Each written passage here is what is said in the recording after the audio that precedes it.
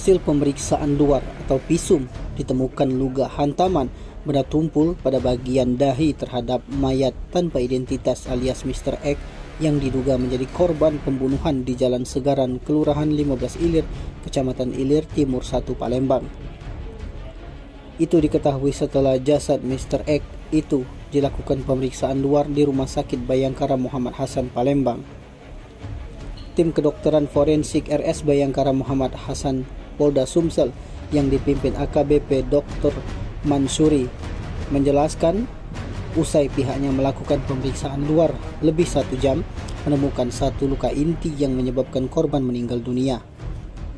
Terkait belum diketahui identitas korban, AKBP Dr. Mansuri juga membeberkan ciri-ciri dari korban, di antaranya berposter tinggi badan sekitar 175 cm dengan rambut panjang yang dikuncir di belakang. Namun, lebih lanjut dituturkan Dr. Mansuri, pihaknya menjelaskan hanya melakukan pemeriksaan luar terhadap jasad tanpa identitas tersebut. Demikian, meski kini belum diketahui identitas dari korban yang ditemukan tergeletak di Jalan Segaran tersebut.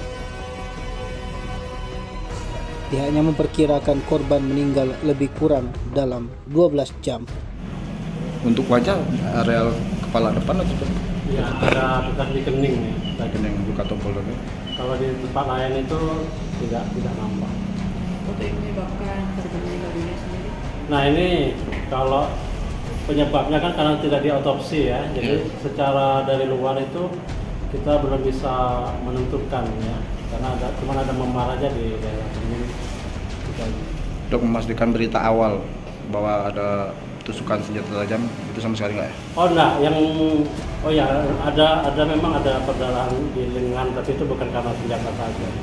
Itu kekerasan tumpul. Jadi ini alat tumpul dok ya? Semuanya tumpul. Ada berapa banyak dok lukanya yang ditemukan? Kalau yang utama tuh di kepala sama di tangan aja, yang lainnya tuh reka-reka. Artinya cuma ada 2 Yang utamanya itu. Di kepala di bagian mananya? Apa? Di bagian kepala di bagian mana? Pundak tengkuk dok? Di dahi. Dahi sama tengkuk dok?